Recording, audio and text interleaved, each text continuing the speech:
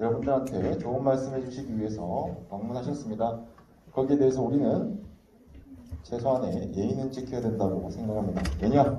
우리 국민대학교 학생들은 특히 치위생과 스마트 개념과 작업실업과 학생들은 지성인이니까. 맞죠? 자, 휴대폰, 스마트폰 확인합시다. 첫 번째, 진동 혹은 꺼주시기 바랍니다. 자, 이거 혹시 지금 배소리로 되어 있다. 빨리 확인해 주시기 바랍니다. 없어요? 중간에 소리가 나면 안 되기 때문에 다시 한번 확인해 주시고, 두 번째, 우리가 성공하기 위해서 가장 첫 번째로 갖춰야 될 덕목은 바로 경청입니다. 경청. 다른 사람의 말을 들을 줄 알아야 된다는 거죠. 오늘 특강 해주시는 분 말씀을 잘 들어야 될까요? 안 들어야 될까요? 잘 들어야 되죠. 예. 좀 졸음이 쏟아지더라도 밥 먹고 졸음이 좀 쏟아지는 시간이긴 한데 우리가 좋은 말씀 들으러 왔으니까 이왕 방문하신 분에게 우리 국민대학교 학생들이 굉장히 지성인이다. 우리는 성공할 준비가 되어 있다. 라는 모습을 우리가 꼭 그런 모습을 기억시켜 줘야 될 것 같습니다. 아시겠죠? 네. 더 이상의 걱정은 하지 않겠습니다. 네, 세 번째, 오늘 일정 말씀드릴게요. 총장님 특강이 끝나고 난 뒤에 사진 촬영이 있습니다. 제가 사진 촬영이 있겠습니다. 학생들 앞으로 나와주세요 라고 하면요, 뜸들이지 마시고 우리 빨리 끝나야 이제 빨리 가야지. 맞죠? 여기 계속 있으실 거 아니잖아요. 그래서 빨리 나와셔가지고 여기 사진 찍으신 분이 안내하는 대로 따라와 주시면 됩니다. 제가 또 안내해 드릴 거니까 빨리 나오시면 돼요. 아시겠죠? 그거 하고 간식 받아서 나가시면 오늘 특강은 끝납니다. 아시겠죠? 네, 더 이상 잔소리하지 않겠습니다. 자꾸 하면 꼰대거든. 맞죠? 네. 다시 한번 스마트폰 체크. 두 번째, 경청의 자세. 꼭 기억하시고 특강에 임해 주시기 바랍니다. 감사합니다.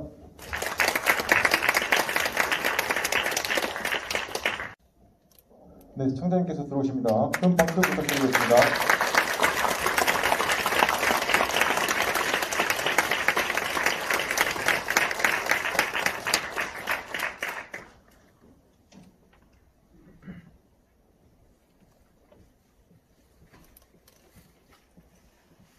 네, 안녕하십니까. 겨울의 초입에서 귀한 분을 모시고 좋은 특강을 들을 수 있어서 저는 물론 우리 학생들도 영광이라고 생각합니다.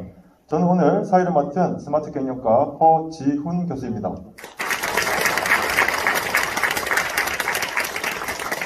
먼저 미래를 알아야 길이 보인다는 주제로 세상의 변화에 따른 청년 일자리에 대해 의미있고 우리들에게 꼭 필요한 특강을 해주실 이양호 청장님을 소개해드리겠습니다. 이양호 청장님은 구미가 고향이시며 제26회 행정고시에 합격하신 후 주미대사관에서 외교통상부 공사참사관, 농림수산식품부에서 기획조정실장 등을 거치시고 제25대 농촌진흥청청장과 공기업인 항공마사회 35대 회장도 역임하셨습니다. 현재는 이양호 구미경제연구소를 이끌고 계시고 경북대학교 초빙교수로 학생들과 젊음을 함께 호흡하고 있습니다. 황조 및 홍조 근정원장을 수상한 바도 있으며 2018년에는 공기업 CEO 부문에서 21세기 대한민국을 빛낸 인물대상과 2021년 대한민국 교육대상을 수상하셨습니다. 바쁜 와중에서도 집필활동을 하시어 다시 서서라 희망하라는 책도 출간하신 바 있으십니다. 따뜻한 마음을 담은 우렁찬 박수로 이양호 청장님을 모시도록 하겠습니다.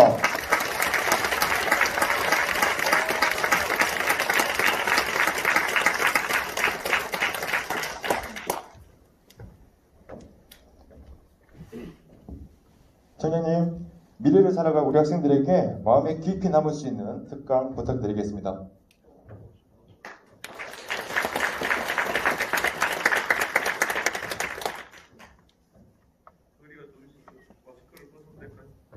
네.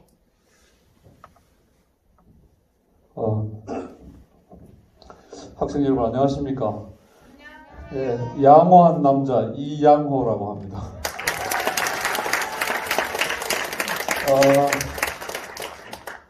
이제 또 방학할 때가 다 돼가죠. 네. 저도 경북대학교 상주 캠퍼스에서 강의를 하고 있는데 지금 보자 15주 중에 13주째인가 지금 거의 뭐 12주 마친 것 같으네요. 거의 한 학기가 뭐 금방 가죠. 금방 간다고 답한 사람은 아마 공부를 열심히 하시는 분들 같아요. 오늘 어쨌든 반갑습니다. 한 시간 정도, 시간이 뭐 길다면 길고 짧다면 짧은데, 한 시간 정도, 뭐 이런 주제로 미래를 알아야 길이 보인다. 세상의 변화와 청년 일자리. 미래에 관심이 많죠?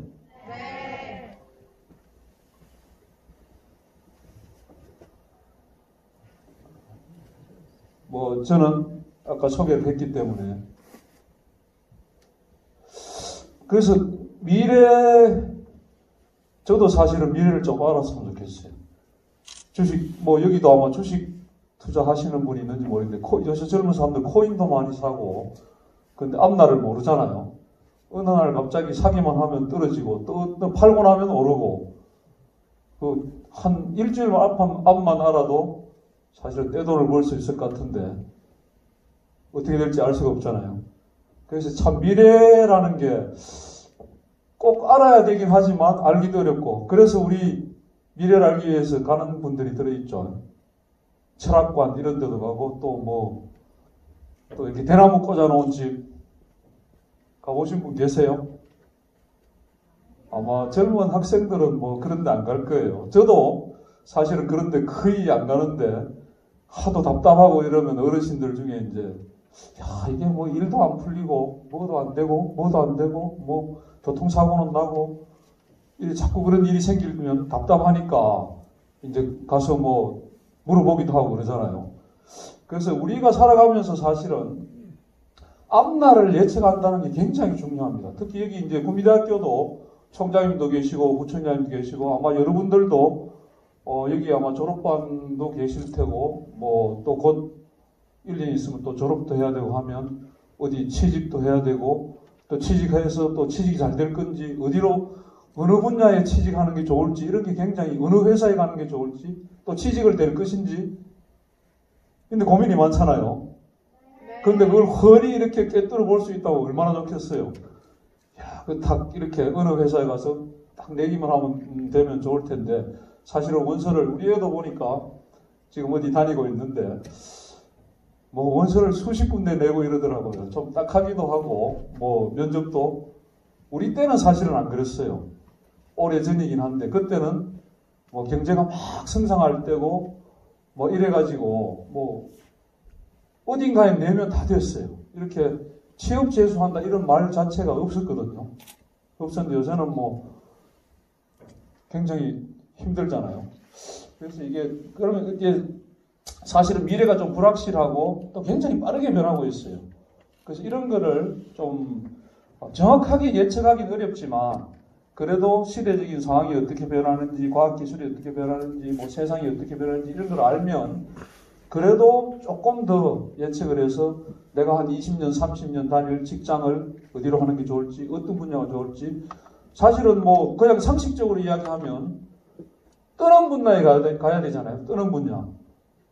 산업이 자꾸 이렇게 쇠퇴하거나 없어지는데 이런 데 가면 안 될 거 아니에요. 예를 들면 지금 출산율이 굉장히 낮아서 애들이 안 태어나고 소아과, 병원도 소아과, 산부인과, 애들용품 이런 거 안 됩니다. 애들이 안 태어나는데 애들용품 가게 하면 되겠어요? 안 되잖아요. 요새 뜨는 게 뭐예요 그럼?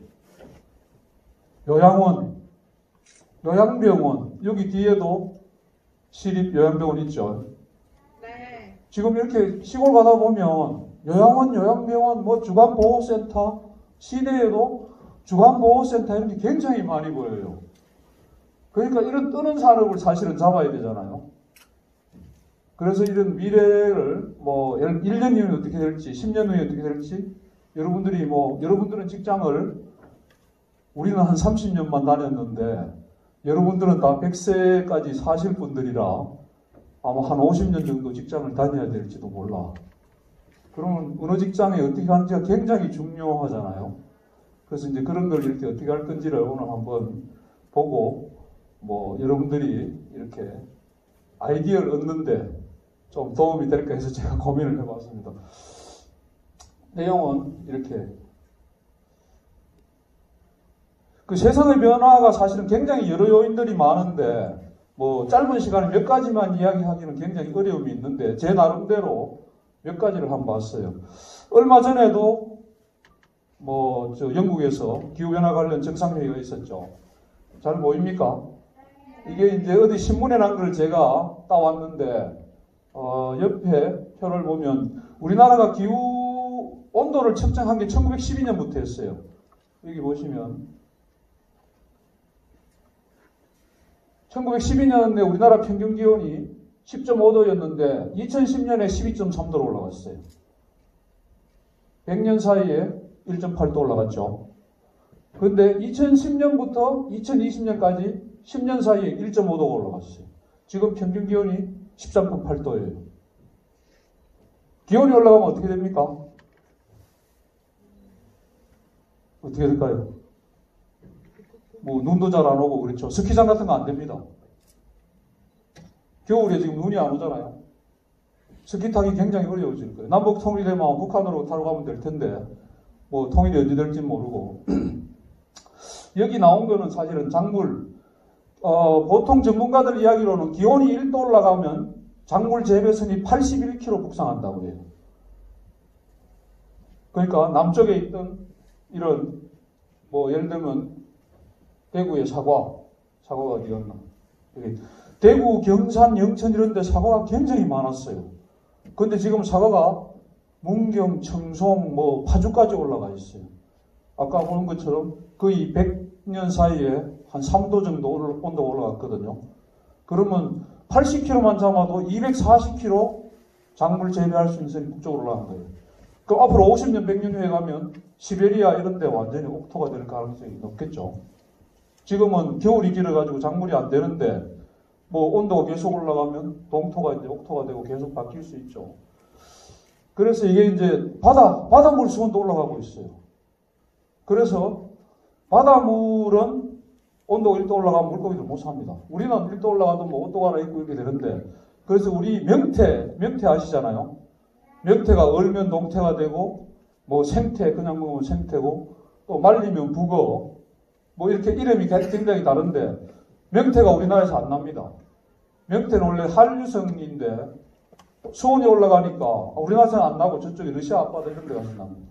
우리가 먹는 명태는 한국산이라 해야 되나? 뭐 같은 바다에 있으니까 한국 사람이 잡으면 한국산이라 해야 되나 모르겠는데 어쨌든 한국 바다에서는 나질 않아요.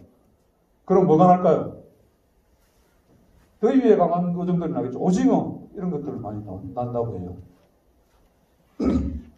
그 이것처럼 기온이 바뀌면 달라지는 게 굉장히 많습니다. 빨리 한번 볼게요.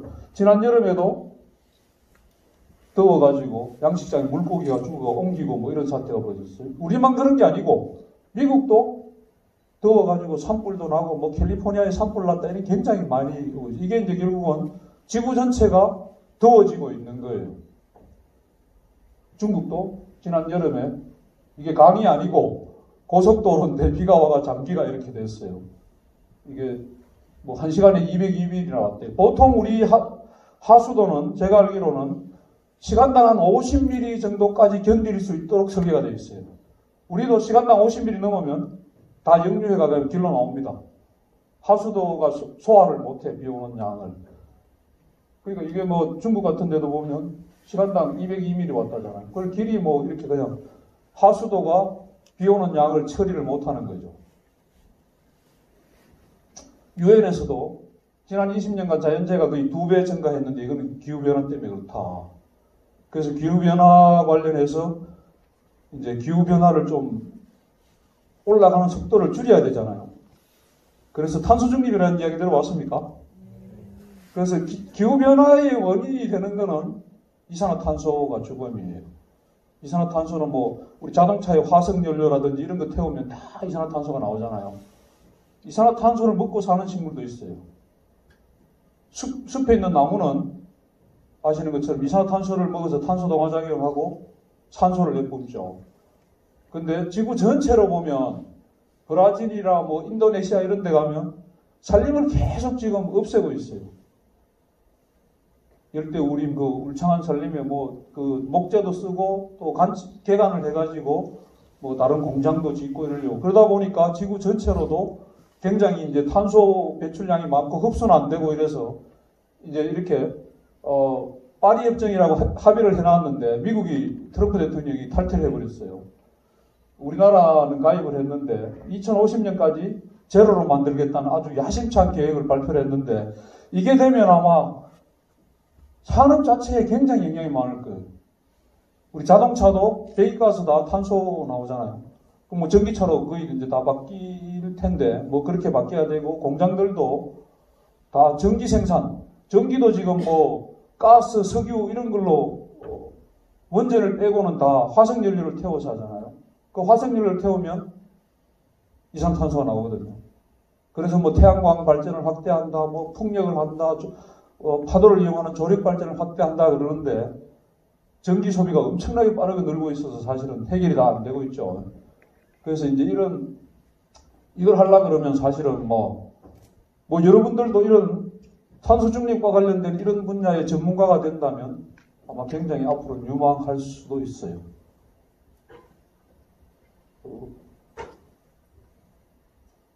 그 다음에 중국. 중국은 역사적으로 우리나라하고 뗄 수가 없죠. 침략도 많이 받았고, 뭐, 몽고 이런 데도 그렇고, 우리 뭐, 임진왜란 때에도 뭐 우리가 도움을 받기도 하고, 어떻든 여러 가지 많이 했는데, 최근에 이제 중국이, 성장하면서 미국하고 갈등을 좀 빚고 있어요. 그래서 보면 중국이 뭐 세계 1위 하는 것도 굉장히 많고 2위 하는 것도 많은데 요거 하나만 좀 보시면 국내 총생산 GNP라 하죠. 그로스 내셔널 프로덕트를 해가지고 중국 한 13억 명이 1년 동안 일해서 버는 돈이죠. 한 14조 불쯤 됩니다. 제일 많은 나라가 어디입니까? 미국이죠. 미국이 한 20조 불쯤 돼요. 지금 인구가 한 3억 명이 좀 넘는데 1인당 한 5만 몇천 불 돼가지고 한 20조 불 되는 걸로 알고 있는데 미국이 G1이라 하잖아요. 그 두 번째 이제 중국이 G2예요. G3는 누구예요? G3 세 번째 일본이에요. 일본이 한 6조 불인가 이래야 되는 걸로 알고 있는데 1억 한 2, 3천만 되고 한 4만 불 좀 넘을 거예요. 우리나라는 얼마 됩니까? 우리나라가 그냥 대략 계산하면 1인당 GDP가 지금 한 3만 불쯤 되죠. 3만 1000불 이런데 5천만을 곱해보면 3만 곱하기 5천 하면 1조 5천억 불이에요.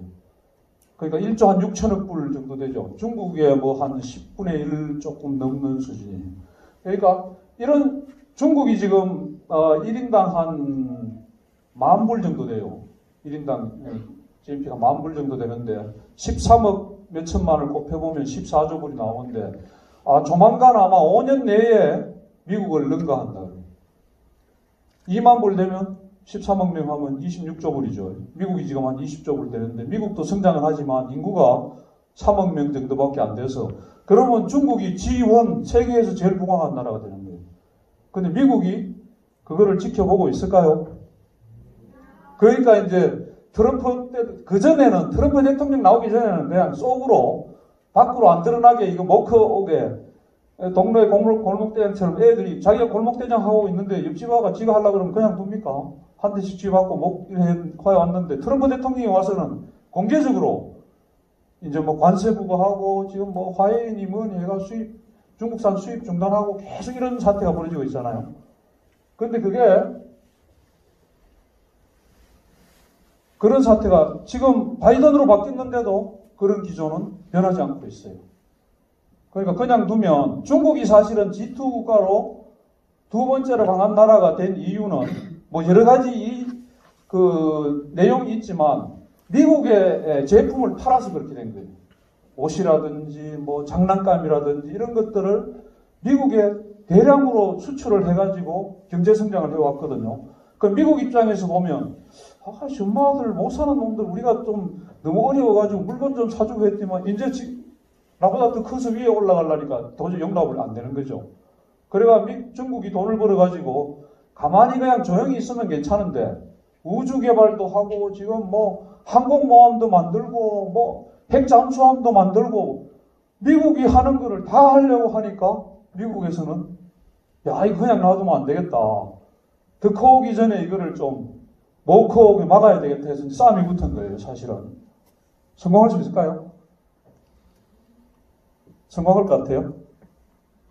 제가 보기에는 성공하기가 좀 어렵지 않을까 싶어. 예전에는 중국이 못 살 때는 뭐 미국에 수출해가 된 지금은 중국이 내수 시장이 워낙 커가지고 근데 문제는 고래 싸움에 새우등 터진다고 중국하고 미국이 싸우면 우리나라가 영향을 굉장히 많이 받아요. 아시는 것처럼 우리나라는 인구가 5천만 밖에 안 돼서 수출하지 않으면 먹고 살기 어려운 나라예요. 내수 시장이 적잖아요.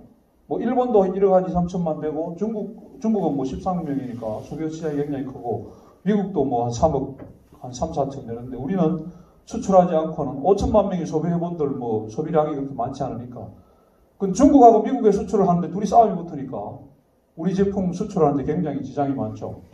그래서 이게 연구소에서 분석한 걸 보면 대외경제정책연구에서 분석을 보면 최근에도 한 4조 정도 이렇게 피해를 본 걸로 그렇게 분석을 하고 있어요. 그러니까 중국에 진출했던 기업들이 영향이 굉장히 커가지고 뭐 다시 다른 데로 옮기기도 하고 다시 들어오기도 하고 이제 그렇죠. 최근에 요소수 좀 들어봤습니까? 요소수 사태가 요소수가 중국 의존도가 97%입니다. 중국이 요소수를 수출을 안 해버리니까 디젤 자동차, 화물차 이런 데 다 요소수가 들어가야 되는데 소방차도 그렇고 97%를 우리가 중국에서 샀었는데 문제가 생긴 거죠. 그래서 뭐 매점 매석도 중단시키고 뭐도 하고 막 하고 있어요. 근데 이런 제품이 요소수만 그런 게 아니고 뭐 실리콘, 마그네슘, 염화칼슘 해가지고 제가 알기로는 한 1000개 품목 이상이 중국 의존도가 80%가 넘는데 그러니까 중국이 한국에 수출 안 한다고 딱 몇 개만 하면 한국 경제는 사실은 마비되는 거예요. 그래서 우리나라 경제 구조가 굉장히 취약한 거죠. 그래서 이런 데 대한 고민도 굉장히 좀 필요하죠. 그 다음에 평균 수명 증가 노력한데요. 우리나라 평균 수명이 이게 아까 제가 말씀드린 요양원 이런 거하고 좀 관련이 있는 거예요. 70년 여러분들이 태어나기 전인데 1970년에는 우리나라 사람 평균적으로 62세 정도 살았어요.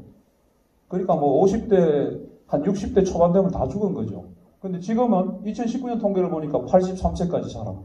여자들은 86세까지 살고 평균보다 3살을 더 살아요. 남자는 평균보다 3살을 적게 살고 그럼 여자가 남자보다 평균적으로 6세를 더 사는 거죠. 여러분들 앞으로 결혼 안 했겠지만 결혼을 보통 뭐 남자가 나이가 한 3살 많다 이러면 평균적으로 살면 여기 여학생들은 혼자 9년을 살아야 되는 거예요. 그렇죠? 남자보다 평균 수명이 6세가 더 많은데 남자보다 3살 어리면 9년을 혼자 살아야 되잖아. 평균적으로 산다고 보면. 그래서 요새 시골 이런 데 가면 할머니들이 굉장히 많아. 할아버지들은 다 어디 가셨는지 없고 할머니들이 굉장히 많아. 그래서 기대 수명이 사실 내가 분석을 해보니까 이게 70년부터 2019년까지면 49년이잖아요. 49년간에 21세가 늘었어요. 그러면 매년 0.44세씩 늘거든요. 그렇잖아요. 그럼 앞으로 20년 후 되면 어떻게 될까요? 여러분들이 아마 한 20살이라고 치면 여러분들이 40세가 되는 20년 후가 되면 평균 수명이 8.8세가 늘잖아요. 9살이 늘어요. 그럼 평균 수명이 92세가 됩니다. 그럼 건강관리 좀 하는 사람은 다 100세까지 사는 거예요. 교통사고 안 나고 암 조기 발견하고 이렇게 되면 다 100세. 여러분들은 여기 계신 분들은 아마 다 거의 한 7, 80% 100세 넘어까지 살 거예요. 이 통계를 보면 그래요. 그래서 어떻게 됩니까? 이제 이래 되면 이런 상황이 벌어지는 거죠. 65세 이상 인구가 계속 늘고 있어요. 지금 우리나라는 65세 이상 전체 인구 중에 65세 이상 인구가 2017년에 14%였어요. 14%를 고령 사회라 하는데 이게 2025년이 되면 20%가 된다 하거든요. 그러면 초고령 사회가 돼요. 그러면 20%면 5천만이라고 잡으면 2025년 되면 20%면 1,000만 명이죠. 1,000만 명이 65세 이상이 되는 거예요. 5명 있으면 한 사람은 65세 이상이에요. 그러면 뭐 아이디어를 얻는다면 고령자를 대상으로 뭘 하는 사업이나 이런 걸 열어야 되겠죠. 출산율은 낮아서 애들은 안 태어나고 노령인구는 수명이 늘어나서 계속 느니까 어떻든 어르신들을 대상으로 하는 뭔가를 해야 뜰 수 있는 거죠. 그렇잖아요. 아마 여기 간호학과 학생들도 계신 걸로 알고 있는데 간호학과도 아마 굉장히 관련이 많을 거예요. 그래서 이게 유엔이 이제 이런 기준을 원래는 65세 이상을 노인이라 했어요, 지금. 그게 이제 50년대 초에 정한 기준인데, 유엔이. 근데 65세 돼도 뭐, 그때는 평균 수명이 60세일 때는 다 돌아가셨는데, 지금은 뭐 80세, 90세 이래 되니까, 야, 65세가 이게 노인이 맞냐? 이래서 이렇게 바꾸려고 해요. 노인은 80세 이상이 돼야 노인인 거예요. 그러면 뭐, 예를 들면 65세까지는 청년이라 하자. 18세부터. 여기 계신 분들은 아마 거의 100%다 청년일 거예요. 저도 청년이죠. 60대 초니까 65세까지 청년이죠. 여러분들은 아직 청년 기간이 뭐 한 40년은 남았죠. 자, 그 다음에 이제 첨단과학 기술. 오늘 이야기하려는 핵심인데 사실은 첨단과학 기술 발전으로 인해 가지고 직업이 없어지는 직업도 많고 새로 생기는 직업도 굉장히 많아요. 그래서 이걸 이제 잘 봐야 되는데 4차 산업혁명이란 말을 많이 들어보셨어요? 들어보셨죠? 그 4차 산업혁명이란 말은 사실은 이 양반이 크라우스 슈밥이라는 사람이 2016년에 처음으로 썼던 말이에요. 이 비슷한 용어는 그전에도 있었는데 이 사람이 이제 처음으로 썼는데 이런 그 Fourth Industrial Revolution을 해가지고 그 뒤로 이제 한 5년 동안 굉장히 많이 퍼졌죠. 뭐 이런 거죠. 뜻은 이런 거예요. 인공지능, 사물인터넷, 클라우드 컴퓨팅, 빅데이터, 로봇 이런 것들을 융복합해서 새로운 혁신적인 혁명을 일으키는 거예요. 내용을 한번 보면 로봇 한번 볼까요? 한번 영상 한번 좀 틀어줘 보세요. 밑에 네.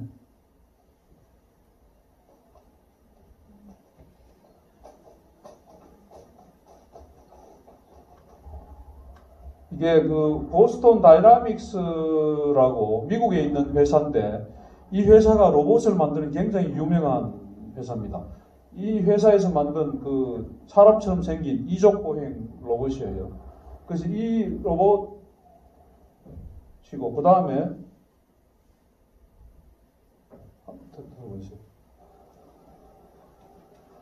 그 다음 요거는 개처럼 생긴 네 발로 가는 로봇이거든요. 문을 열고 들어갈 수 있을까요? 자기 친구를 불렀어요.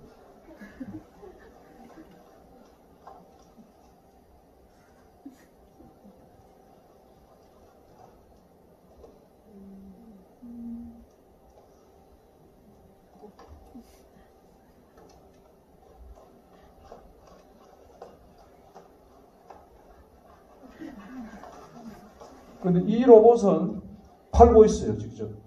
요 보스턴 다이나믹스 홈페이지에 들어가 보면 이 로봇에 대해서 설명을 해놓고 뭐 예를 들면 뭐 어디 재난 지역에 사람이 가기 곤란한 데 간다든지 물건을 뭐 일정한 뭐를 가지고 이렇게 운반한다든지 이런데 가격은 안 나와 있더라고요. 팔고 있어요. 근데 이 회사는 원래 미국 회사인데 올 초인가 현대자동차에서 인수를 했어요. 1조 원인가 뭐 이렇게 들어가 인수를 했는데 현대자동차가 이제 로봇하고 이렇게 연결해서 뭘 해보려고 하는 것 같아요. 한번 들어보세요.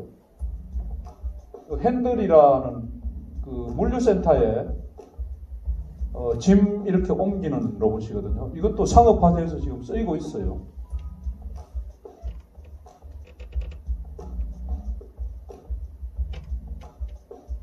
근데 균형을 굉장히 잘 잡고 이렇게 물건을 운반하는 반복된 이런 작업을 굉장히 이제 시켜놓으면 뭐 배터리를 교체하는 시간 빼고는 24시간 일을 하고 뭐 휴식 시간도 필요 없고 여기 33파운드 운반하는 이게 한 15kg 정도 되거든요.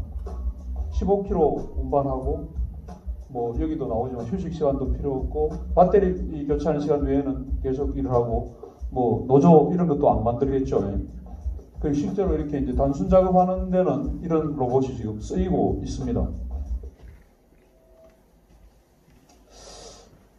이거는 누구 팔일까요?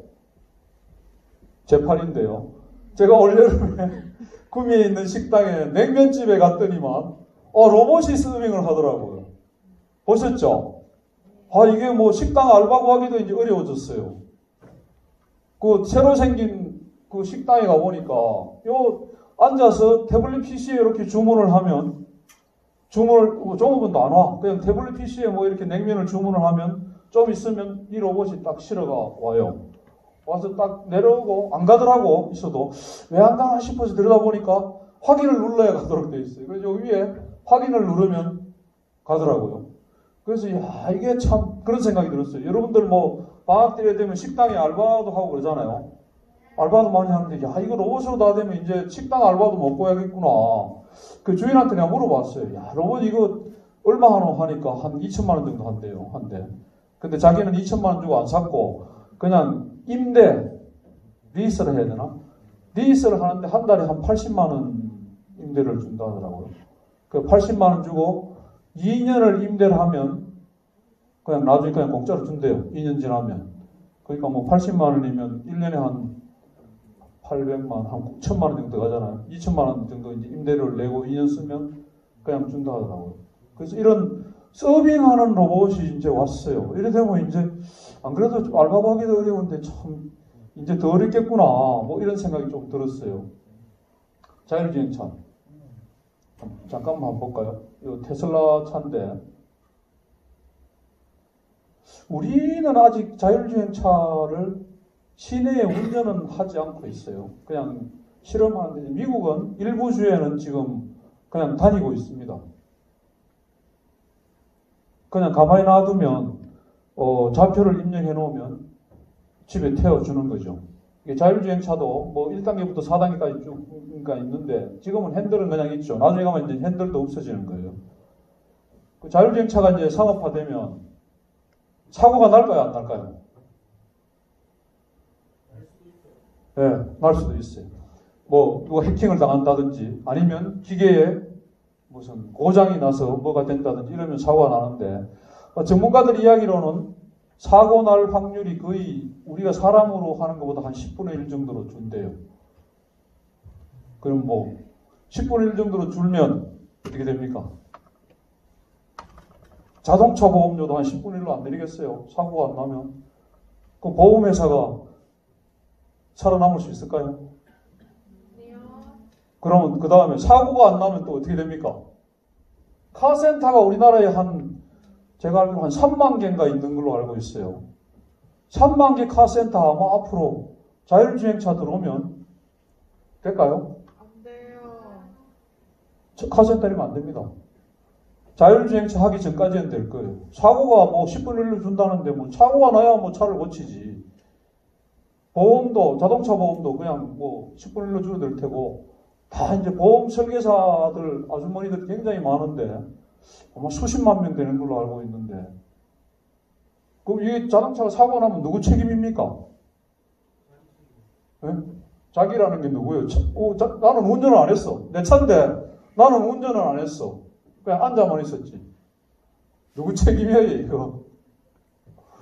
기계가 책임인데 기계는 무생물이라 그렇다고 뭐 기계 보고 돈 내놓으라 하면 돈 내놓을 수도 아니고 뭐 부술 수도 없고 우리나라가 전차가 처음에 1800몇 년도에 들어왔을 때 사람을 한 사람 취해가 죽였대요. 그래가 그때 어떻게 했냐면 전차 운행을 중단시킨 거예요. 전차가 이게 책임이다. 이놈이 사람을 죽였으니까 그럼 차를 중단시키면 될까요? 당장 뭐 출근도 해야 되고 뭐 해야 되는데 중단시키면 안 되잖아. 그래서 야 사고가 났을 때 이게 누가 책임져야 되냐 이것도 큰 결정해야 될 것 중에 하나인데 제가 듣기로는 결국은 자동차에 결함이 있어서 사고가 날 가능성이 굉장히 높잖아요. 운전을 안 했으니까. 그러면 자동차에 결함이 있으면 누구 책임입니까? 자동차 만든 사람이 책임을 져야지. 예를 들면 현대자동차, 뭐 테슬라, 포드 이런 데가 책임을 져야 되는 거예요. 그렇잖아요. 자동차를 잘못 만들어서 사고가 났으니까. 그래서 아마 그런 쪽으로 가고 있는 걸로 알고 있는데 뭐 아직 그렇게 상업화는 많이 안 돼가지고 드론 택시라고 들어보셨어요? 예, 드론 택시 이제 우리도 2025년에 여기 보면 2025년에 드론 택시를 이제 우리나라에 도입하기 위해서 국토교통부에서 준비를 하고 있어요. 얼마 전에 이제 발표한 건데 그렇게 예를 들면 구미도 요새 뭐 야안로 이런 데 출퇴근할 때 좀 막히긴 하던데 서울 같은 데는 공항 가고 할 때 굉장히 막히죠. 그래서 뭐 비행기표는 시간은 정해져 있고 차는 막히고 이제 뭐 쫄깃하죠. 근데 드론 택시 타면 여의도에서 인천공항까지 뭐 8분인가 만에 간대요. 돈은 좀 비싸겠죠.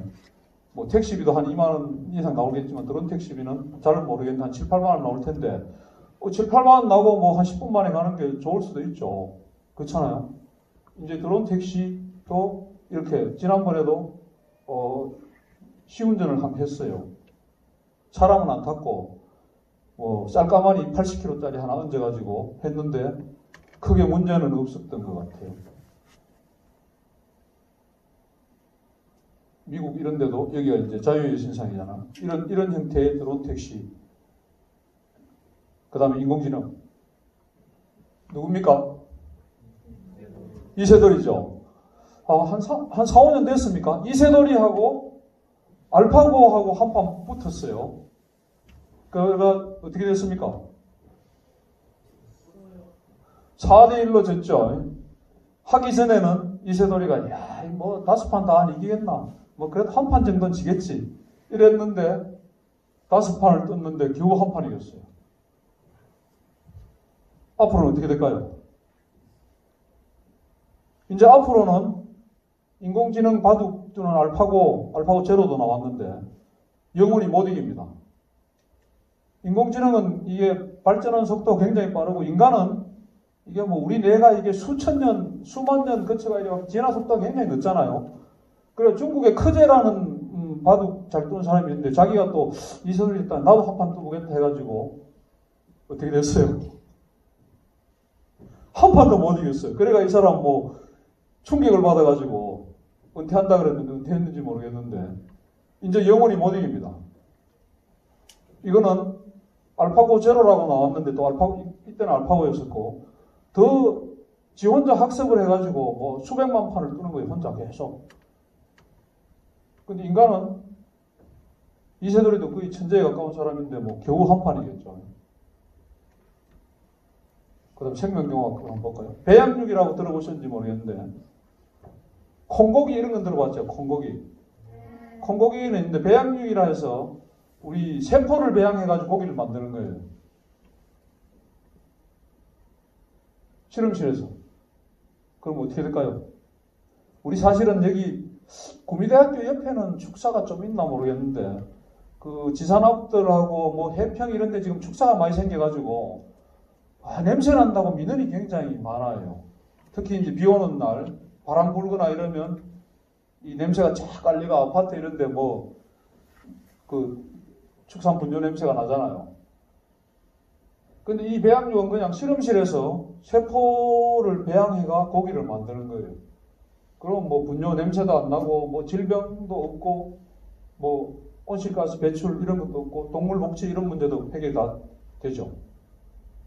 그런데 지금 이제 이게 네덜란드, 미국 이런 데서 굉장히 이제 앞서가고 있는데 현재까지는 상업화는 그렇게 많이는 안 됐어요. 비용이 많이 들어가.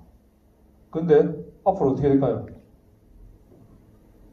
과학기술이 계속 발전하고 이래가지고 비용이 계속 낮아지고 있어요. 생산 단가가. 그럼 우리가 이제 곡물을 먹여서 옥수수 콩을 먹여서 키우는 고기하고 이거하고 이제 가격이 비슷해지면 앞으로 소 키우고 돼지 키우는 사람들은 이제 아주 골치 아파지는 거예요. 그렇잖아요. 사람이 뭐 고기를 안 먹고 채식주의다 물론 있긴 하지만 뭐 동물성 단백질을 섭취 안 할 수가 없잖아요. 그래서 우리나라도 다나그린이라고 이런 업체가 이제 투자도 유치해가 80억 원 유치했다 그러고 많이 본 사람이죠. 디카프리오라고 타이타닉 배 앞에서 뭐 이렇게 해가지고 나왔었죠. 돈을 엄청나게 벌었죠. 이 양반도 배양육 업체에 투자를 굉장히 많이 했어요. 왜 투자했을까요? 여러 가지 이유가 있겠지만 돈이 된다고 생각을 했겠죠. 투자하면 뭐 투자 수익 있다고 생각을 했으니까 투자했을 거 아니에요. 돈 안 된다. 이거 망하겠다 하면 투자하겠어요. 그러니까 이제 굉장히 돈이 되겠다고 생각을 하는 거죠. 바이오 장기라고 들어봤습니까? 아마 여러분들 부모님 중에서도 혹시 신장 투석하고 이런 분들 계신지 모르겠어요. 신장에 문제가 생기면 아니면 간에 문제가 생기면 간을 이식을 하잖아요. 신장도 이식하고 이렇게 해야 되는데 이식하려고 그러면 어떻게 됩니까? 기증자가 있어야 돼요. 뭐 뇌사 상태에 빠진 사람이 누가 있거나 뭐 이렇게 해서 기증을 해야 되는데 기증자가 없잖아요. 지금도 굉장히 많은 사람이 이렇게 기다리고 있어요. 장기 이식을 기다리는데 기증자가 안 나타나는 거예요. 그래서 그러면 사람하고 사이즈가 비슷한 돼지 장기를 사람한테 이식을 해보자 해서 지금 연구를 하고 있어요. 제가 농촌진흥청에 있을 때 이걸 연구를 많이 지금도 하고 있는데 종류가 다른 걸 사람한테 이식하면 사람이 어떻게 될까요? 돼지 신장, 돼지 간을 사람한테 이식하면 적사합니다. 이 면역 체계가 달라서 죽거든요. 근데 이제 그 면역 체계가 다른 거를 이제 거부 반응을 제거하는 연구를 계속하고 있는데 사람을 실험 대상으로 할 수는 없잖아요. 그래서 원숭이한테 이식을 하고 있어요. 원숭이한테 이식을 해가지고 지금 그때 제가 있을 때 한 80일, 뭐 100일 이렇게 원숭이가 살았어요. 근데 의학적으로는 6개월, 180일 이상 살면 사람한테 이식을 허용해 준다 하거든요. 그래서 이게 이제 제가 보기에는 언제가 될지는 모르지만 뭐 한 10년 내에는 해결되지 않겠냐. 계속 연구를 하고 이렇게 투자를 하고 있으니까 성공하면 어떻게 됩니까? 신장, 뭐 간 이런 거 그냥 이제 이식자가 안 나타나서 대기하는 거 필요 없어. 다 그냥 돼지, 요 형질 전환 돼지, 요거 딱 신장, 심장, 간 이런 거 다 이식하면 되거든요. 그럼 돼지 한 마리 이제 돼지 한 마리 30만 원 가던 게 뭐 한 300만 원이나 이래 안 갈까요? 30만 원 이래 갈 거예요, 아마. 그래서 이게 이제 이런 바이오 장기 연구를 굉장히 많이 하고 있는데, 이것도, 아까 앞에서 말씀드린 평균 수명을 연장하는데 굉장히 기여할 거예요. 그러니까 장기에 문제가 생겨서 이게 성공하면 돌아가시는 일은 굉장히 늦춰질 것이다. 다만 문제는 뭐예요? 뇌죠, 뇌. 치매에 걸리면 안 돼, 치매. 아마 여러분들 부모님들 중에 할머니, 할아버지 중에 그런 분이 있었는지 모르겠는데 뇌에 대한 연구도 굉장히 많이 하고 있는데 뇌는 굉장히 복잡하고 속도가 굉장히 늦어. 돼지 뇌를 갖다 끼울 수는 없잖아요. 사람이 돼지가 되버릴 테니까 안 되고 다른 장기는 갈아 끼우는데 뇌는 갈아 끼우기가 어려워. 그래서 어떻든 치매만 안 걸리면 장기는 문제없이 해결이 된다. 그래서 미래 사회는 이렇게 이제 첨단 과학 기술 발전하면 기업도 그렇고 산업도 국가도 그렇고 이 첨단 과학 기술을 잡지 않으면 하루아침에 망하는 거예요. 예를 들면 소니, 모토로라, 아그파, 노키아, 소니라고 들어봤습니까? 소니라고 굉장히 유명한 전자회사가 일본에 있었어요. 제가 이제 여러분들만 할 때는 소니 회사가 뭐 세계를 석권했죠. 우리 삼성, LG 이런 거는 뭐 소니 품질을 따라갈 수가 없어가지고 그 2등품, 3등품을 지급받았는데 지금은 소니가 어디 있는지 망했는지 이름도 없어요. 모토로라도 그렇고 아그파, 이게 사진 찍을 때 칼라 필름. 지금 칼라 필름 필요합니까? 디지털 카메라 나오고부터는 칼라 필름 필요가 없어요. 물론 작품 사진 찍고 이런 데는 아주 극소수 뭐 예술 작업을 한다 이런 데는 필요한데 거의 아마 이 회사도 그 대신에 뜬 회사들이 있죠. 애플, 삼성, 테슬라도 지금 최근에 굉장히 많이 떴어요.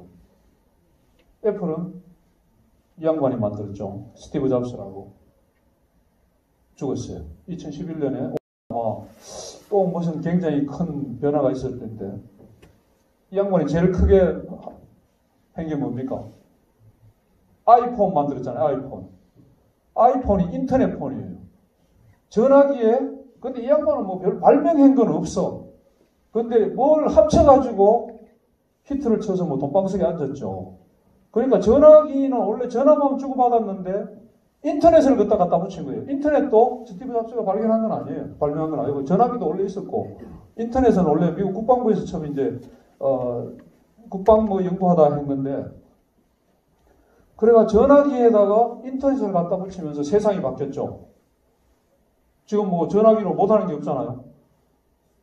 뭐 모바일 금융회가 돈도 주고받고 뭐 사진도 보내고 사진도 찍고 뭐 음악도 듣고 뭐 기능이 엄청나잖아요. 근데 이 양반이 아깝게 췌장암으로 56세에 죽었어요. 누구만 좋아졌습니까? 자기 부인만 좋아졌어요. 재산을 뭐 수십조 원을 남겼거든요. 그래서 이게 첨단 과학 기술을 잡지 않으면 회사도 망해버리고 이런데 잠깐 한번 볼까요? 해결이 다 됐어요. 다 되고 있어요. 그러니까 이런 것들 뭐 거의 다 대부분 없어지거나 아주 조금 남아 있거나 이제 이렇죠. 또 아까 자율주행차 로봇도 봤는데 자율주행차하고 로봇이 확대되면 없어질 직업들이 또 굉장히 많아. 트럭, 버스, 뭐 대리운전 이런 거 필요 없어요 이제. 그냥 뭐 집에 데려다 달라면 지가 데려다 줄 테니까. 아까 말씀드린 대로 사고가 거의 10분의 1로 줄면 자동차 보험회사 직원 거의 뭐 없어지는 수준으로 갈 거예요. 이것도 그렇고 카센터. 그러니까 여러분들이 아까도 말씀드렸지만 뭐가 뜨는지를 이렇게 고민을 해봐야 돼요. 하루 이틀 하고 1, 2년 하고 말 같으면 아무거나 해도 돼. 한 10년 정도는 뭐 자율주행차 나오려고 하면 한 10년은 넘어야 될 거예요. 그렇죠? 지금 미국에는 일부 달리고 있지만 그게 완전히 지금 하려고 그러면 10년은 넘어야 되죠. 근데 20년, 30년 보려고 그러면 뜨는 쪽으로 가요. 근데 로봇이 아까 그 핸들이라는 로봇 봤잖아요. 지금 이렇게 단순 작업만 하는데 아까 뭐 그 서빙하는 로봇도 그렇고 로봇에다가 알파고와 같은 AI를 집어넣으면 어떻게 될까요?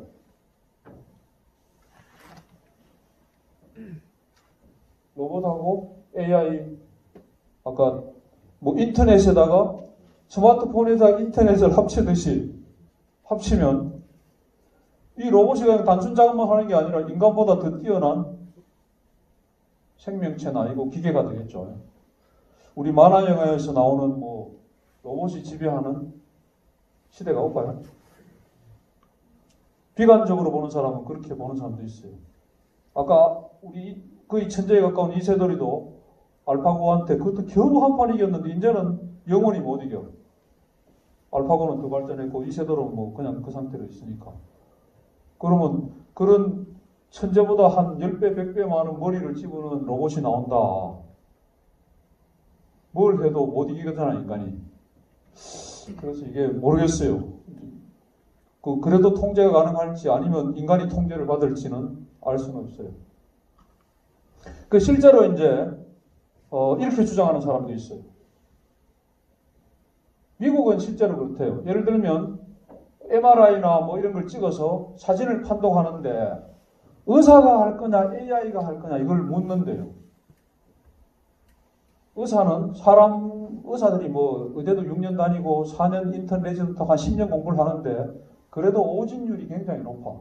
그 미세한 걸 찾아내야 되는데 우리 뭐 예를 들면 암 같은 거 조금 초기 같은 거 찾아내기 굉장히 어렵잖아요. 그래서 한 번 걸리면 또 큰 병원에 가서 또 찍어보고 또 다른 병원에 찍어보고 하잖아요. 이게 오진했을까 싶어서. 근데 AI는 엑스레이나 이런 거 판단하는데 오진율이 인간보다 아주 낮대요. 자, 그러면 이제 묻는다 이거예요. 자, 누구한테? 야, 이거 엑스레이 찍었는데, 아니면 뭐 이상해서 찍었는데, AI가 판독할까, 사람이 판독할까 물어보면 누구 선택할래요? 미국이 실제로 그렇게 하고 있대. 그 환자한테 묻는데요, 그걸. 이 판독을 누가 할까? 사람이 해달라면 사람 의사가 하고, AI가 해달라면 AI가 한대요. 근데 실제로 AI는 오진율이 훨씬 더 낮대. 나도 AI로 할 것 같아. 판사도 뭐 학생들은 거의 재판 안 해봤겠지만 뭐 이제 분쟁이 생기면 재판을 하잖아요. 뭐 살인 사건도 그렇고 뭐 이랬는데 우리 문제가 뭐 변호사 돈 엄청나게 주고 쓰면 뭐 무죄 나온다 하고 막 그러잖아요. 그게 유전 무죄, 무전 유죄 이제 그런 말도 있는데 실제로는 그런지는 잘 모르겠는데 어떻든 그런 소문이 굉장히 많죠. 그래서 판사를 AI한테 시키면 예를 들면 AI한테 우리나라에 있는 모든 법 다 암기시키고 암기는 도사니까 사람은 한 번 암기해도 잊어버리지만 이 AI는 안 잊어버려 평생 고장나지 않는 한. 그리고 이때까지 했던 대법원 판례 이런 거 다 그냥 기억시키고 인간은 기억을 못하지만 AI는 다 기억하거든요. 용량이 무한대라. 그래가 이제 재판을 딱 넣으면 너는 징역 1년 딱 기계적으로 AI가 판단해서 한다 이거죠. 어떻게 될까요? 그럼 변호사도 뭐 돈 막 수억씩 들여가 살 필요도 없고 그냥 사건만 집어넣으면 AI가 알아서 공정하게 판단을 해준다 이거예요. 그럼 유전 무죄, 뭐 무전 유죄 이런 그 법관 입장에서 보면 굉장히 모욕이죠. 변호사 돈 많이 주고 몇 억 주고 사면 그 죄가 없다고 되고 돈 없는 사람은 변호사 뭐 돈 몇백만 원 주고 사면 죄 있는 걸로 나온다 하면 말이 안 되잖아요. 법치주의 국가에서. 그래서 사실은 정종석 장관 같은 분이 이걸 주장하고 있는데, 지난번에 국회의원도 하고 행자부 장관도 했죠. 헌법학자인데. 그래서, 재판도 AI한테 시키면 굉장히 공정해질 것이다. 그런 주장을 하는 분이 있어요. 여러분들 동의합니까? 좀 생각을 해봐야 되겠죠. 근데 아마 그런 시대가 올 거예요. 엑스레이 판독도 훨씬 엑스레이 수백만 건 머리에 기억하고 있다가 판독하고 훨씬 오진율도 낮고, 재판도 형사사건, 민사사건, 대법원 판례, 모든 법 다 기억하고 있다가 딱 집어넣으면 나오면 어떻든 그런 시대가 올 거예요. 그래서 앞으로는 다 스마트화되고 진행화되고 스마트홈, 스마트 팩토리 이런 게 이제 쭉 나와서 이래 되면 어떻게 되는 거야 이게 사람이 할 일이 있나 단순 작업만 기계가 하다가 이게 머리 쓰는 것까지 다 해버리면 어떻게 되나 어떻게 될까요? 그래도 좀 감성적인 거 이런 거 있잖아요. 예술활동. 근데 그림 그리는 로봇도 있더라고. 그림 그리는 로봇도 있고, 작곡하는 로봇도 있고, 신문 기사 쓰는 로봇도 있어요. 육하원칙에 따라 사건 집어넣으면 기사 딱 써가 나오는 거예요. 지금은 그거 활용하고 있어요. 중앙언론지 같은데 활용하고 있는 걸로 알고 있는데, 교통사고 예를 들면 이런 거 딱 집어넣으면, AI가 기사 딱 써가 주는 거죠. 그래서 결국은 앞으로 가면 아마 이렇게 될 것 같아요, 제가 보면. 지금 주 5일 근무가 이제 일반화되어 있는데, 아무래도 이제 기계가 많이 하면 사람이 할 일이 적잖아요. 물론 종류는 달라질 테고. 그러면 주 3일, 주 4일 근무하는 형태로 갈 수 있죠. 그럼 앞으로 이제 여러분들이 관심 많은 이게 기계가 다 하고 이래 돼버리고 특히 단순 작업, 또 조금 난이도가 있는 것도 뭐 5년, 10년 후에 가면 기계가 다 할 텐데, 그러면 나는 뭘 해야 되냐. 뭐 이런 걱정이 좀 됩니까? 그럼 이 기계하고 관련되는 일을 하면 되는 거예요, 사실은. 기계는 항상 고장 날 수도 있고, 그거를 뭐 프로그래밍하고 뭘 하는 이런 작업들이, 기계는 누군가 하나 만들어야 되잖아요. 기계가 지 스스로 지를 나중에 가면 뭐 진짜로 인간보다 뛰어난 AI가 나오면 지가 지를 만들고 뭐 이렇게 할 수 있을지 모르겠는데, 어떻든 스스로는 안 되고 인간이 무언가를 초기엔 해야 되니까. 그러니까 뭐 크게 보면 이런 기계하고 직접 관련되는 일을 하면 될 수 있을 거예요. 그렇잖아요.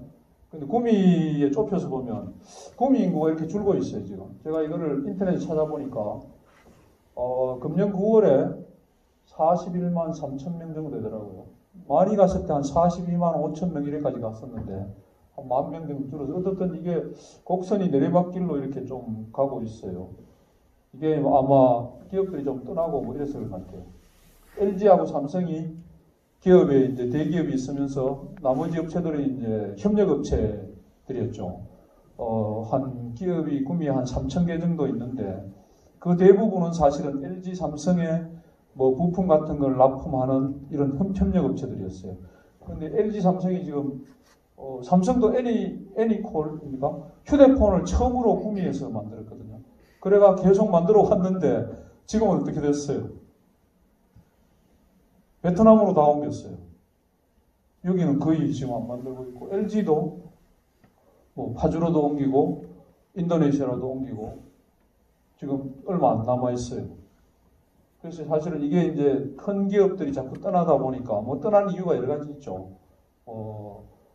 여기 있으면서 이제 기업하기가 자꾸 어려워진 거죠. 뭐 인건비도 그렇고, 뭐 세금도 그렇고, 여러 가지로 인력난도 있고, 이제 그 여러 가지 이유가 있는데, 어떻든 이런저런 이유로 결과적으로 보면 자꾸 떠나다 보니까 앞에서 말씀드린 이렇게 뭐 근로자가 자꾸 줄고 하니까 이렇게 이제 내리막길로 가는 거죠. 그래서 여러분들 일자리하고도 좀 관련이 많아요. 사실은 인구가 주는 이유는 결국 양질의 일자리가 부족하다는 얘기예요. 양질의 일자리가 많으면 뭐 외부에서도 사람들이 취직하러 올 거 아닙니까? 근데 준다는 얘기는 자꾸 밖으로 빠진다는 얘기니까 뭔가 양질의 일자리가 안 생긴다. 그 이유는 뭐 이런 데 있는 거죠. 누굽니까? 저하고 좀 닮았습니까? 하나가 이 무기를 만들고 있는데 충북 보원으로 옮기기로 지난 9월 말에 결정을 했어요. 직원이 한 400명쯤 되는데 그래서 아무도 반응도 없고 이래가 제가 좀 답답해가지고 1인 시위를 한번 해봤는데 10월달에 그런데 뭐 옮기는 기업이 있으면 또 새로운 기업을 유치하고 뭐 이러면 또 돼요. 뭐 그렇게 너무 비관적으로 볼 건 아니고. 그래서 제가 세계 최고의 기업, 한국 최고, 세계 최고의 기업이 어디입니까? 세계에서 값어치가 뭐라 해야 되나? 가치가 제일 높은 기업이 누구예요? 구글, 아마존 뭐 비슷한 게 나왔네요. 한국에서는 누가 제일 큽니까? 가치가 제일 큽니다. 삼성전자죠. 삼성전자가 뭐 우리나라에서 독보적인 1위를 차지하고 있어요. 그게 이제 보통 기업의 가치를 주식의 가치로 이제 하거든요. 시가총액을 하는데 주식 가치를 전체 합치면 삼성전자가 제가 찾아보니까 10월 달에 한 470조 원 정도 되더라고요. 470조 원이면 미국에 있는 회사들을 비교하려고 하면 달러로 하면 한 4천억 불 조금 넘죠. 5천억 불이 안 돼. 5천억 불이면 뭐 한 550조 이래 돼야 되는데 500조가 안 되니까 4천억 불 정도 되는데 세계 최고의 기업은 마가라고 들어봤어요? 마가? 이게 이제 세계에서 1, 2, 3, 4등 하는 기업들이에요. 마이크로소프트, 애플, 구글, 아마존 이 앞 글자를 따가지고 마가라는데 제가 찾아보니까 그저께 강의하려고 찾아보니까 애플이 제일 시가총액이 크더라고요. 얼마쯤 될까요? 삼성이 4천억 불 정도 돼요. 애플은 얼마쯤 돼요? 아까 죽은 스티브 잡스가 이제 자기 집 차고에서 젊을 때 만들었죠. 찾아보니까 2조 5천억 불 정도 돼. 그러니까 삼성의 한 5배, 6배쯤 되는 거예요. 2조 5천억 불이면 뭐 감이 안 오죠. 2조 5천억 달러니까. 우리나라 아까 앞에 잠깐 말씀드린 우리나라 5천만 국민이 1년 내에 1회가 버는 돈이 1인당 3만 불이에요. 그거를 5천만에 곱해보면 5,100만에 곱해보면 1조 6천억 불이에요. 그러니까 이 애플은 우리 5천만이 1년 버는 것보다 가치가 1조 달러나 더 높은 거예요. 2조 5천억 불이 넘으니까 우리 5천만 명이 1년 내에 벌어야 1조 6천억 달러 정도 버는데 애플하고 마이크로소프트하고 거의 비슷해. 마이크로소프트도 2조 한 4천억 불이 되더라고요. 그 다음에 아마존, 구글 이게 한 2조 불 정도 돼요. 1조 8천억 불. 그러니까 우리나라 5천만 명이 버는 돈하고 이 기업의 주식 총액하고 비슷한 거예요. 테슬라 아까 그 전기자동차 일론 머스크 돈을 엄청나게 벌었죠. 근데 이 회사들은 생긴 지 얼마나 됐을까요? 삼성은 제가 찾아보니까 삼성은 없는데 1969년에 이병철 회장이 만들었어요. 그러니까 한 50년쯤 됐죠. 근데 여기는 아마존, 구글 이런 것들 다 1990년대 후반에 만들었어요. 생긴 지 30년이 안 된 회사들이요. 아마존도 인터넷 서점에서 시작해가지고 좀 안 파는 게 없잖아요. 자동차도 팔고 뭐도 팔고 막 전 세계적으로 이 소매상의 1등인데 아마존이 나와가지고 막 이게 뭐 월마트니 뭐니 지금 막 고전을 하고 있어요. 그러니까 미국에서 소매 업체들 1등에서 10등까지 줄을 세우면 1등이 아마존이고 2등에서 10등까지 다 합쳐도 아마존만큼 판매량이 안 되는 거예요. 규모에 이해가 좀 갑니까? 소매상 1등에서 10등까지 월마트 뭐 굉장히 많잖아요, 미국에. 그거 다 1등이 이제 아마존인데 2등 월마트부터 해가 10등까지 합천 매출액이 아마존보다 적어. 그러니까 다른 뭐 매장이 있는 업체들은 지금 뭐 아마존에 다 뺏겨가지고 장사가 안 되는 거죠. 매장을 계속 줄이고 있는 거예요. 그러니까 아마존이 만들어진 지가 30년이 안 됐어요. 인터넷 서점으로 그냥 이렇게 만들었는데 뭐 자동차도 팔고 뭐도 팔고 뭐 전 세계적으로 엄청난 회사가 된 거죠. 시가총액이 뭐 우리나라 5천만 명이 버는 돈하고 구글도 만든 지 얼마 안 됐어요.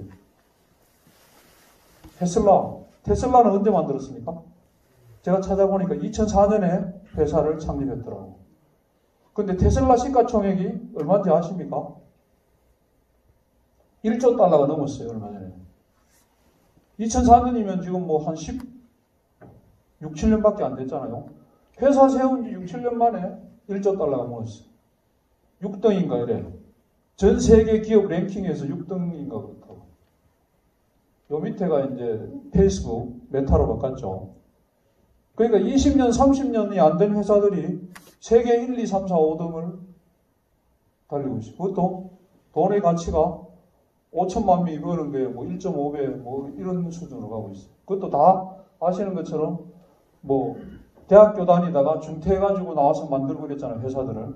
페이스북 이런 것도 학교 다니다가 그냥 중퇴해서 만들어가 그냥 회사를 키웠고, 애플도 스티브 잡스가 이제 만들었는데, 스티브 잡스는 나중에 한번 여러분들 전기를 한번 읽어보세요. 원래 사생아거든요. 자기 엄마가 이제 낳았는데 버렸어요. 버려가 이제 고아원에 갔다가 백인한테 이렇게 입양이 돼가 컸는데, 나중에 이제 자기 아버지가 아랍계인가 뭐 그런데 자기가 돈을 많이 벌 때하고 만나달라고 하는데 죽을 때까지 안 만났다 하더라고. 굉장히 독종이죠. 근데 어떻든 그 양부모 밑에서 대학교 다니다가 뭐 중퇴하고 차고에서 애플이라는 회사를 만들어가지고 세계 1등이 됐어요. 2조 9천. 뭐 차고에서 만들고 여러분들도 대학생이잖아요. 아이디어 한번 잘 내보세요.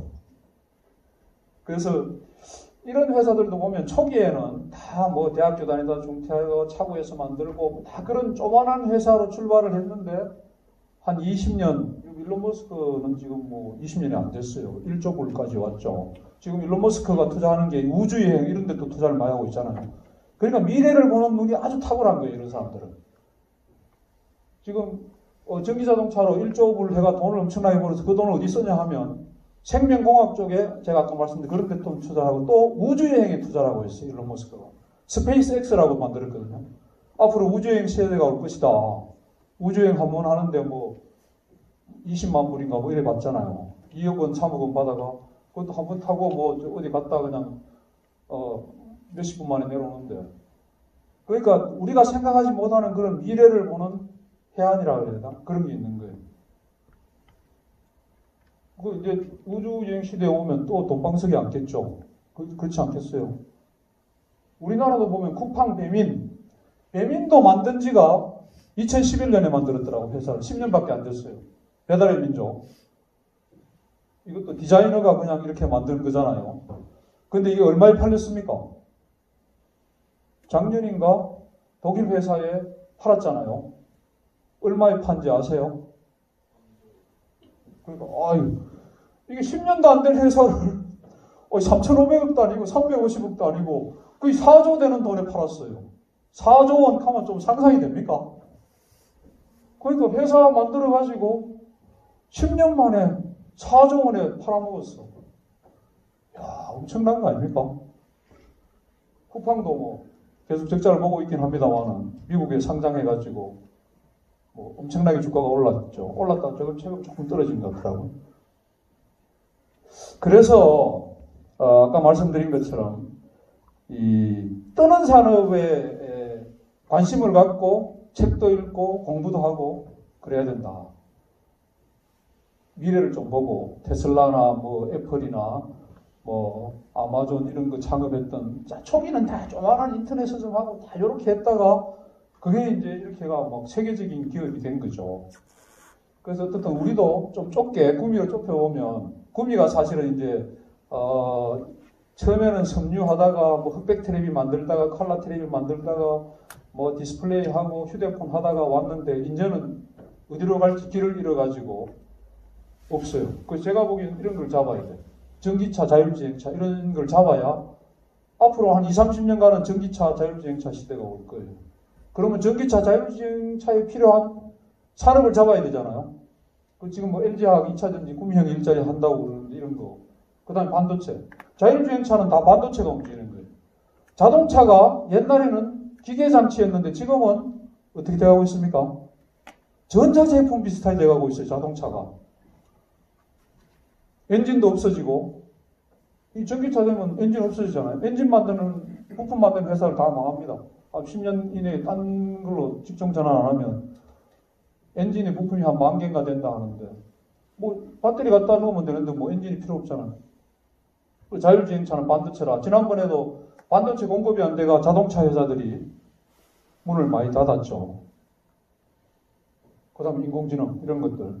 그래서 2차 전지는 LG화학이 좀 투자를 한다 그러고 이노텍도 지금 그 애플에 카메라 애플이 또 메타버스 이런 쪽으로 굉장히 또 투자를 해서 이게 이제 가상현실, 증강현실, 뭐 혼합현실 그런 거잖아요.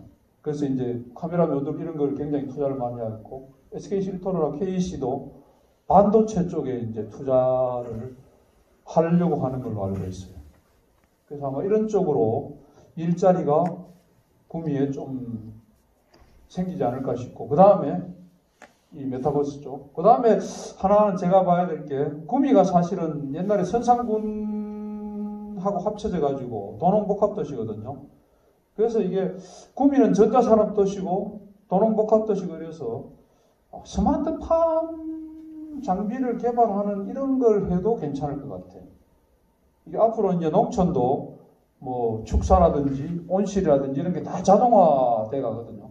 스마트폰으로 다 뭐 이렇게 문도 여닫고 뭐 온풍기도 돌리고 안 가도 다 그렇게 하거든요. 그럼 그런 이제 센서라든지 이런 장비들이 이제 굉장히 많이 필요한데 카메라도 그렇고 뭐 이런 것들이 이제 구미가 잘 할 수 있는 것들이죠. 그래서 이제 이런 쪽으로 하면 우리 국내 산업도 키우고 또 중국이나 동남아 이런데 중국도 지금 인건비가 굉장히 올라가고 있거든요. 결국은 우리처럼 따라올 거예요. 그러면 나중에 자동화하고 이제 이렇게 될 텐데 수출 산업으로 키우면 또 20, 30년간 더 일자리 창출하면서 속된 말로 하면 먹고 살지 않을까, 이제 그런 생각을 해봅니다. 그 다음에 하나는, 시간이 조금 되는데 빨리 마치겠습니다. 이제 결국은 주 3일, 주 4일 근무로 가면 쉬는 시간이 많아질 거예요. 그럼 뭐 할 거예요? 여러분들 아직 결혼을 안 해서 그런데 여기 뭐 교수님하고 결혼하신 분들 몇 분 계실 텐데. 골치 아프죠? 독일에서 처음 주 5일 근무가 해가지고 조사를 해보니까 이혼율이 확 올라갔더래요. 야, 이상하다. 직장 다니는 사람이 집에 있으면 가정이 더 화목해지고 좋아져야 되는데 왜 이혼율이 올라갔나? 조사를 해보니까 집에서, 야, 뭐 나는 사극 봐야 되는데 니는 뭐 무슨 연애 드라마 본다 이래가 뭐 싸움하고 이러는가 봐요. 그래가지고 이혼율이 올라갔대요. 결국은 어떻게 됩니까? 이게 뭐 관광문화 산업을 키워야 돼요, 사실은. 이게 다 일자리가 굉장히 많은 산업들이잖아요. 볼거리, 놀거리, 먹거리, 뭐 낙동강도 제가 보기엔 대대적으로 개발해야 되고, 금호산도 뭐 꼭대기까지 케이블카도 놓고, 뭐 짚라인도 만들고, 예를 들면 음식, 구미를 대표하는 음식, 술. 누가 와도 야, 구미 가면 뭐 먹어야 되나?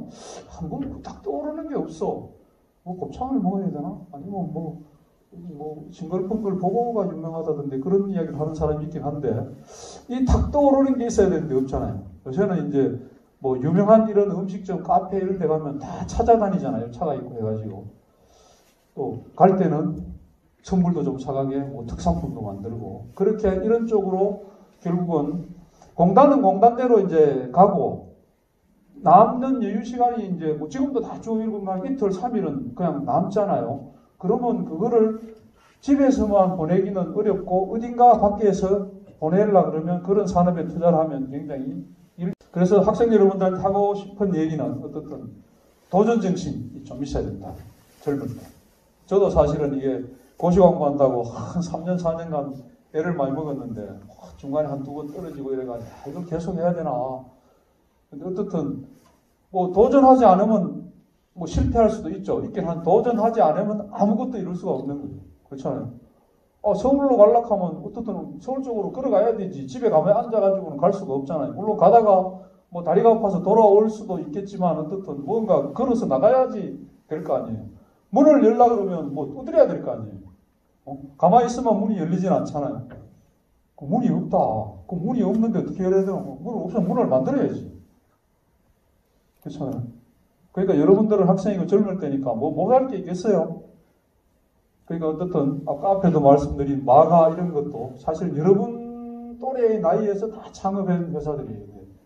대학교 중퇴하고 뭐 차고에서 돈이 없어가지고 알리바바도 그렇잖아요. 마윈 요새 좀 핍박을 받는 것 같은데 중국의 알리바바 뭐 세계적인 기업이 됐잖아요. 그것도 원래 학원 관계사였어요, 마윈이. 그래서 좀 세상을 좀 넓게 봐라. 너무 좁은 데서만 봐서는 안 되고 국내도 그렇고 해외도 좀 요새 코로나 때문에 좀 다니기가 그런데 방학 때 이런 때 사실은 해외여행도 좀 하고 배낭여행도 하고 얘가 이게 봐야지 뭔가 느끼고 아이디어도 나오고 그런 거거든요. 그래서 어떤 저는 항상 이게 여행 체험 이런 걸 좀 많이 하기를 항상 좀 권합니다. 또 코로나 시대라가 좀 어렵긴 하겠지만 그래도 젊을 때 이렇게 뭔가 내가 어디에 소질이 있는지 어디에 아이디어가 있는지 이런 걸 찾으려고 그러면 많이 다니면서 보고 듣고 뭐 체험도 하고 겪어보고 하는 게 국내뿐만 아니라 해외도 뭐 잘 사는 나라도 가보고 못 사는 나라 동남아도 가보고 이렇게가 여기는 이렇구나 뭔가 좀 뭐 아이디어 얻을 게 없을까 이런 사실은 이게 많은 것을 보고 느껴야 머리가 유연해지고 아이디어도 나오고 그렇거든요. 그래서 이제 여행을 많이 하고 여행이 안 되면 책이라도 못하나 책이라도 책 읽는 게 사실은 간접 경험하는 거잖아요.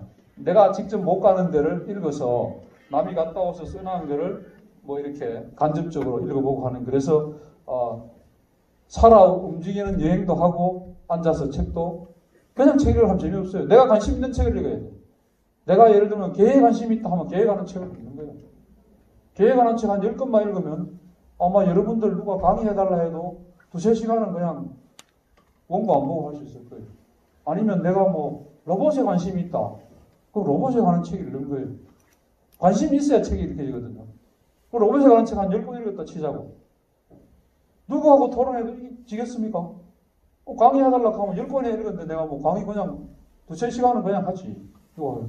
그래서 책을 많이 읽고 그랬으면 좋겠다. 그런 생각이 좀 들어요. 그래서 저도 학교 다닐 때 책을 굉장히 많이 읽었는데 대학교 1학년 때 처음에 이제 좀 무슨 계획을 했냐 하면 여름 방학이 굉장히 길더라고요.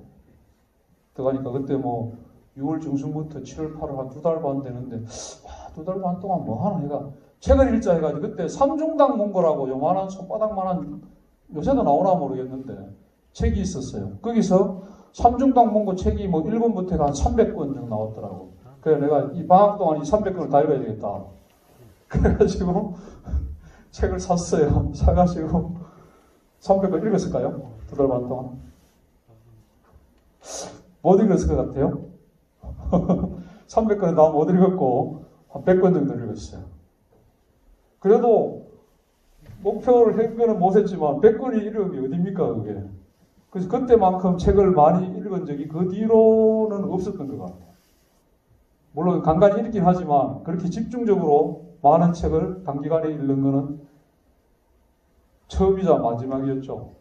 그래서 여러분들도 뭐 좀 있으면 이제 12월 중순 되면 이제 아마 방학하지 싶은데 뭐 할 게 많죠. 이것저것 많은데 그래도 짬짬이 좀 자기가 흥미 있는 책도 읽고 여행도 하고 체험도 하고 그걸 해서 좀 머리를 사고도 좀 유연하게 하고 아이디어도 얻고 하는 그런 거를 했으면 좋겠어요.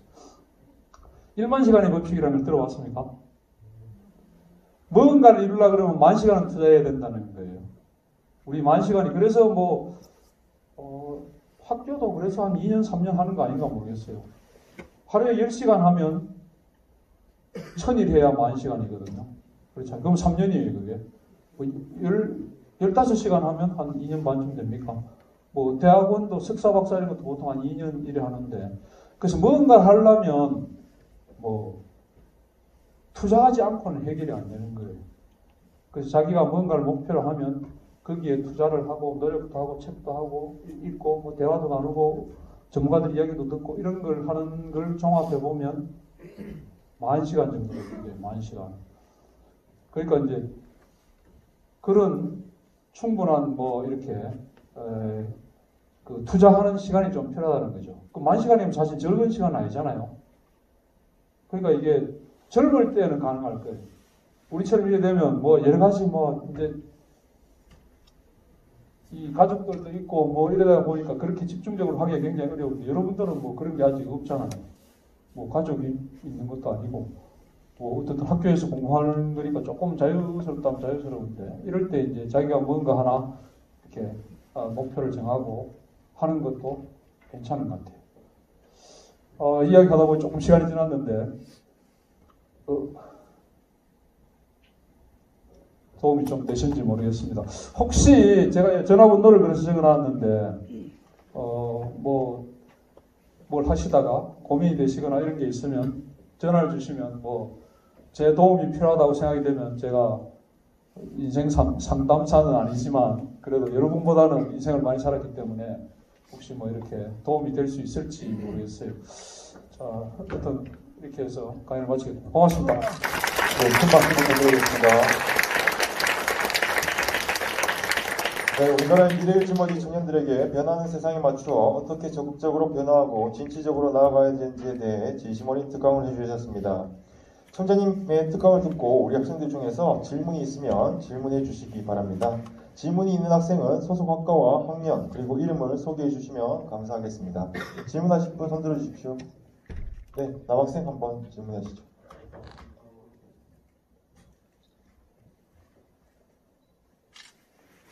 안녕하십니까. 스마트 경영학과 1학년 박병국이라고 합니다.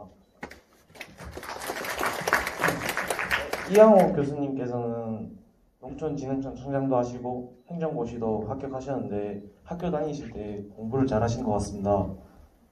그래서 다름이 아니라 학교 다닐 때 공부를 어떻게 하였는지 학생들한테 조언 부탁드리겠습니다. 학생다운 질문 같아요. 하는데 결국은 뭐 좀 아까도 말씀드렸지만 책을 좀 많이 읽어야 될 것 같아요. 책.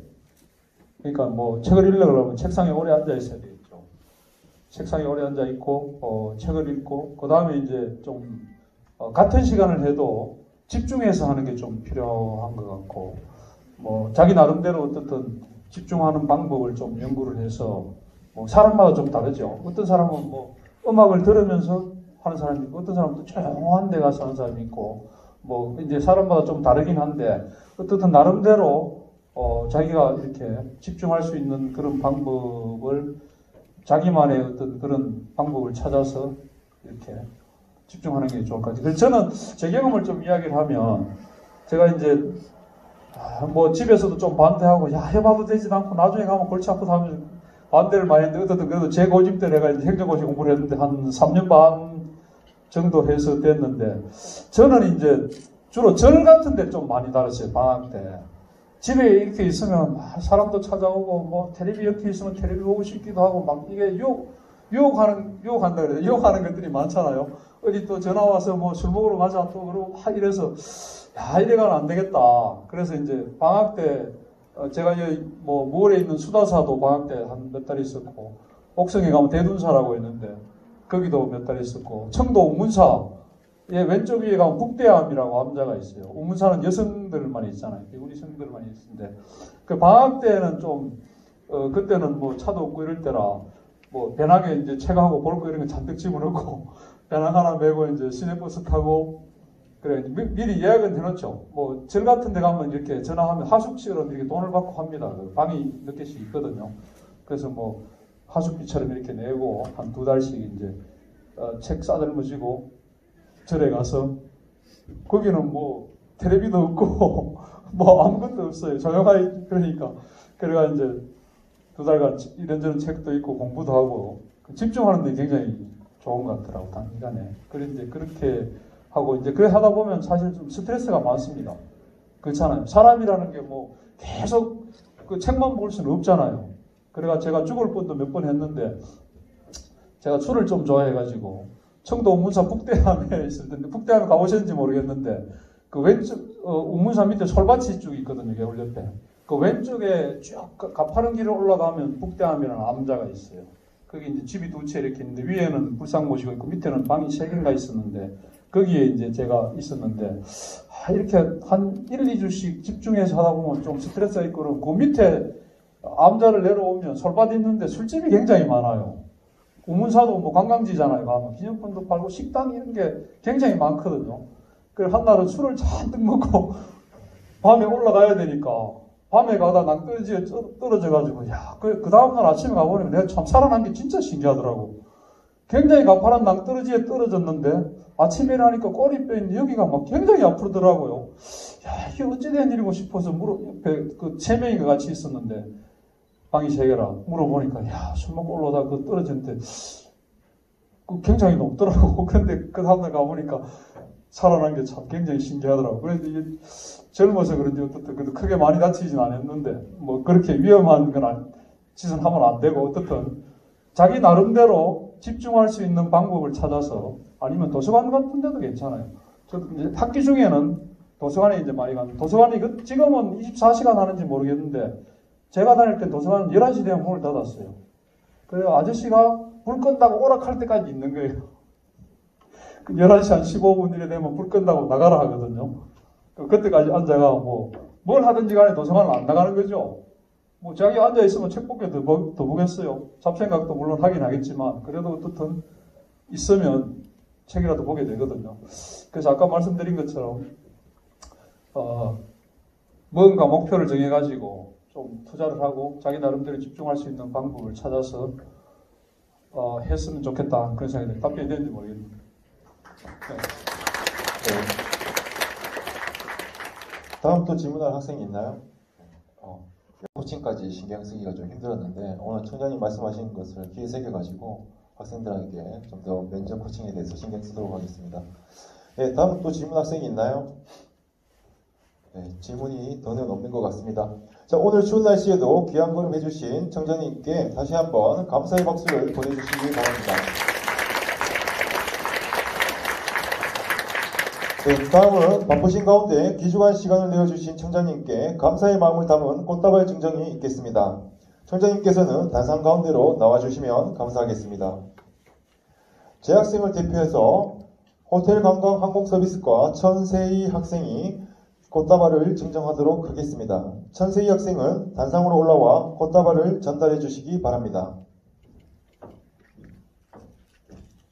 학생 여러분, 청장님께 다시 한번 감사의 박수를 보내주시기 바랍니다.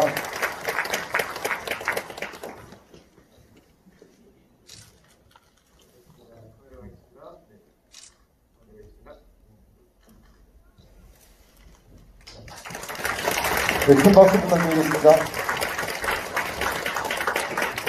네, 마지막으로 청장님과 기념 촬영이 있겠습니다. 학생 여러분께서는 단상으로 올라와 주시기 바랍니다. 네. 원하는 사진 진행을 위해서 여학생들은 앞줄에 그리고 두 번째 줄에 앉으시거나 서주시고요. 우리 키가 큰 남학생들은 세 번째 줄, 네 번째 줄에 서서 사진 촬영을 해주시면 감사하겠습니다. 네, 빨리 나와주세요.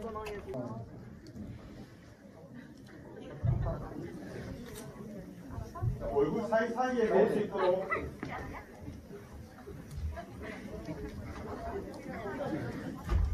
네, 카메라 습니다. 자, 사진 찍으면서 잠깐 보여주세요. 저희 이제 호텔관광과 최상준 교수인데, 아까 이항호 청장님께서 행정고시도 합격하시고, 또 그 공직에 오래 계셨습니다. 그래서 말미에 전화번호 있는데 나한테 전화해라, 내가 인생의 멘토가 되겠다 이렇게 하셨는데, 이항호 지금 청장님은 조금 그 포부를 군의실을 위해서 좀 여러분들 일자리 창출도 하고 이런 역할을 하고 싶어 하세요. 그래서 젊은 사람들 의견이 굉장히 좀 중요하기 때문에 무슨 상담보다도 우리 구미의 우리 청년들을 위해서 이런 좋은 아이디어가 있다고 하는 것도 좀 알려드리세요. 네? 그래서 다들 여러분들 참 오늘 경청하는 모습이 아주 아름다웠습니다.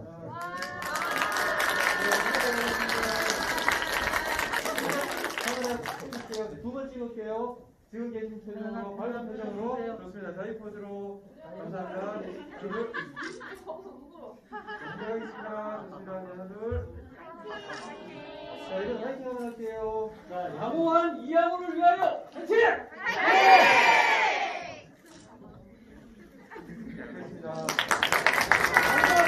네, 감사합니다. 자, 이상으로 오늘 특강을 마치도록 하겠습니다. 간식 받아놔서 나가시면 되겠습니다.